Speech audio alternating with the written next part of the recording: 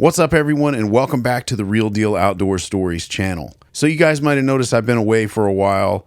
I haven't posted any new videos in quite some time, and a lot of it is because of just life in general. Things got a little busy, but also because I've been sick. I don't know whether you can hear it or not, but I've been pretty hoarse, and I was even a little apprehensive about coming in here and doing this video just because of that. The voice is pretty important on these videos, but here we are. We're going to give it a try and see how this goes. Now, one of the things that I've always wanted to cover and I've always intended to cover here on this channel is cryptozoology.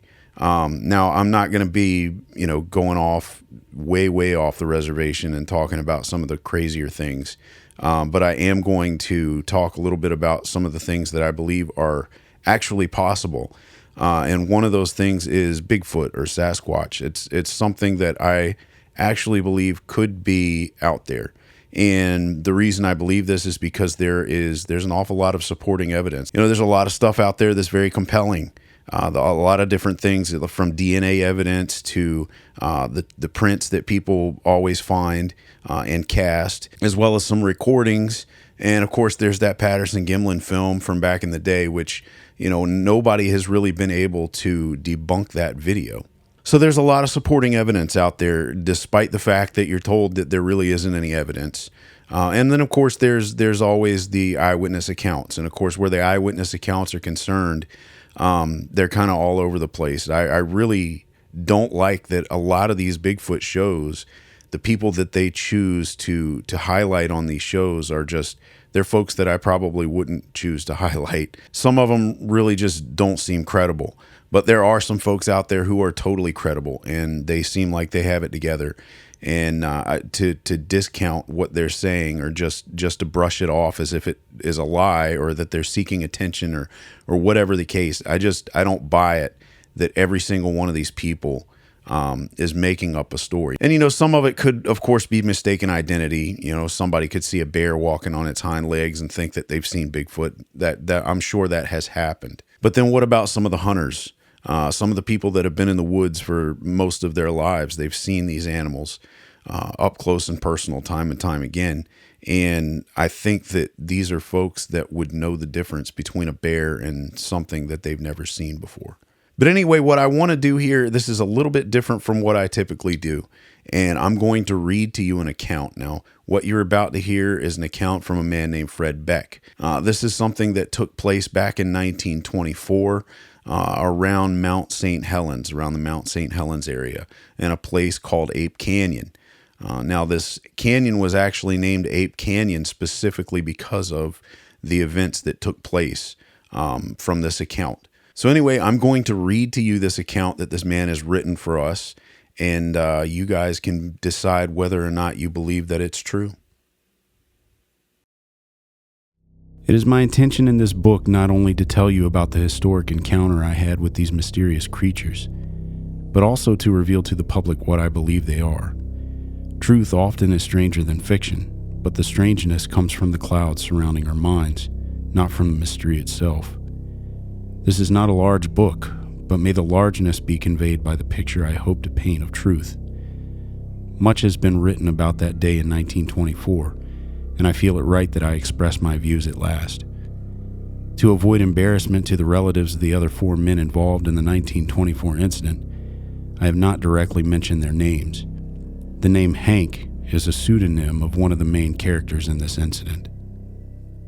First of all, I wish to give an account of the attack and tell of the famous incident of July 1924, when the hairy apes attacked our cabin.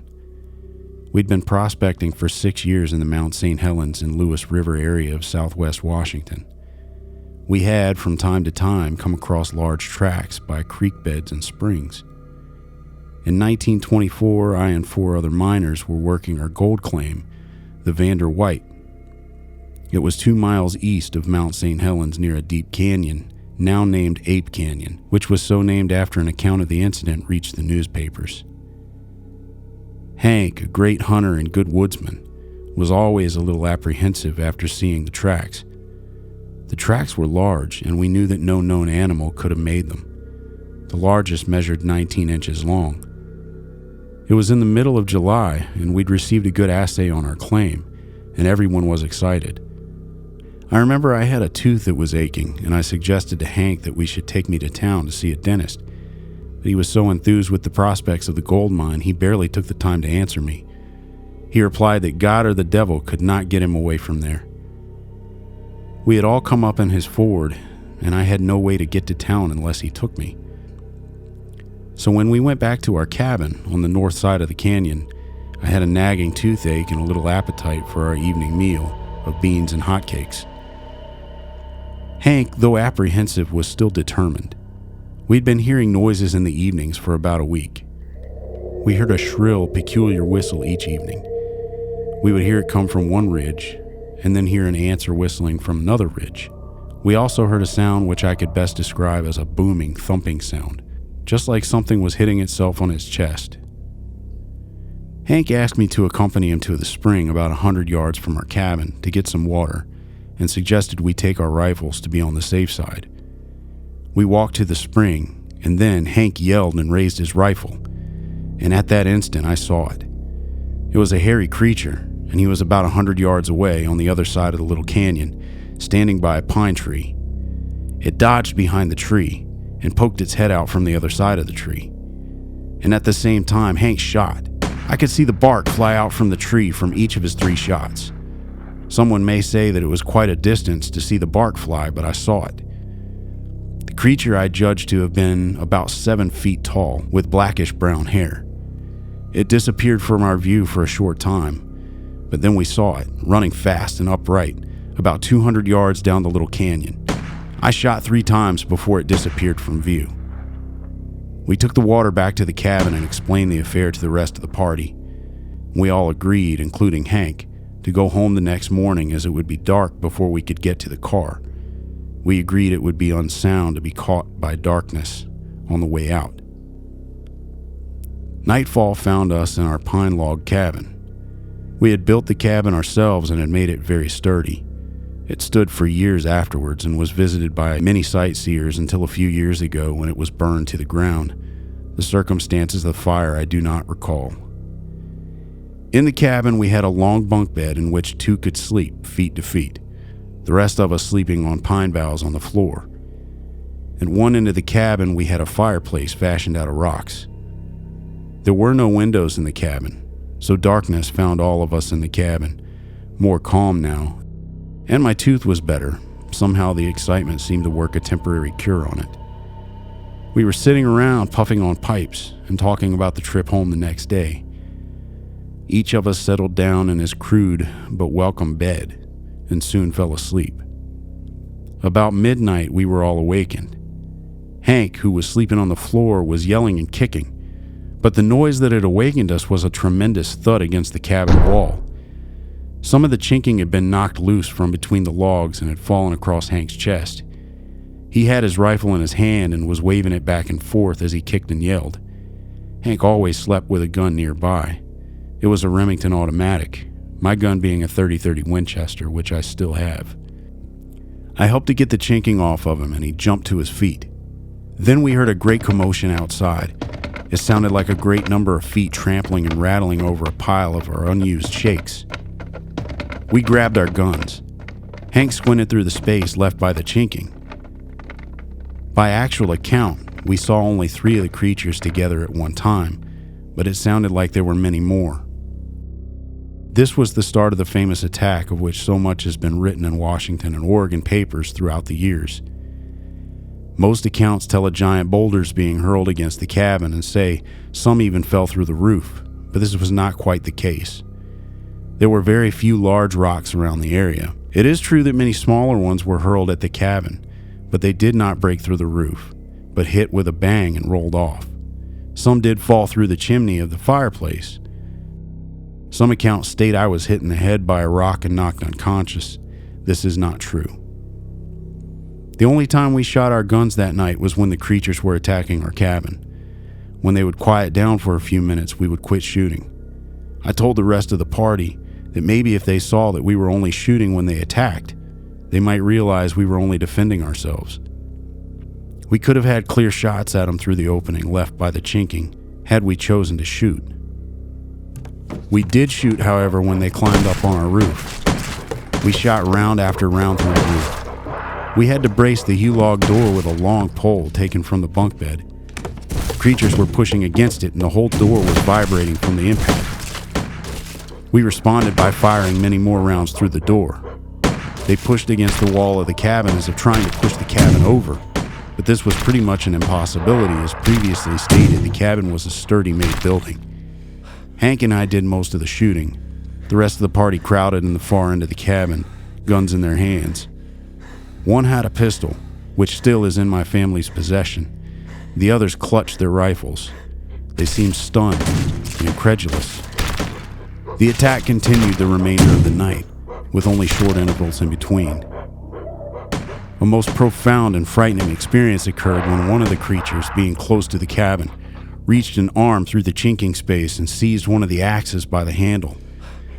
A much written about incident, and a true one. Before the thing could pull the axe out, I swiftly turned the head of the axe upright so that it would be caught on the logs, and at the same time Hank shot, barely missing my hand. The creature let go, and I pulled the handle back in and put the axe in a safe place. A humorous thing I well remember was Hank singing, "If you leave us alone, we'll leave you alone, and we'll go home in the morning." He didn't mean to be humorous, for Hank was dead serious and sang under the impression that the mountain devils, as he called them, might understand and go away. The attack ended just before daylight. Just as soon as we were sure it was light enough to see, we came cautiously out of the cabin. It was not long before I saw one of the ape-like creatures standing about 80 yards away, near the edge of Ape Canyon. I shot 3 times and it toppled over the cliff down into the gorge, some 400 feet below. Then Hank said that we should get out of there as soon as possible and not bother to pack our supplies or equipment out. After all, he said, it's better to lose them than our lives. We were all only too glad to agree. We brought out only that which we could get in our pack sacks. We left about $200 in supplies, powder, and drilling equipment behind. I tried to persuade everyone not to relate the happenings to anyone, and they agreed, but Hank soon let the cat out of the bag. We made our way to Spirit Lake, and Hank went to the ranger station. He had told the ranger earlier about the tracks, and the ranger had replied, "Let me know if you find out what they are." That was just what Hank did, to the puzzlement of the ranger. When we were back home in Kelso, Washington, we told some of our friends, and somehow the story leaked to the papers, and the Great Hairy Ape Hunt of 1924 was on. Local reporters interviewed us. They came from Portland and Seattle. Even a big game hunter from England came asking questions, and he had a large gun with him that must have been an elephant gun. Many people flocked to the Mount St. Helens area looking for the great hairy apes, or mountain devils. I myself went back with 2 reporters and detectives from Portland, Oregon. We found large tracks, and they photographed them. We didn't see any of the ape men then, nor could we find the ones we had shot. So people were asking questions. Was it true? Or was it just a wild tale? I can assure you, it is true.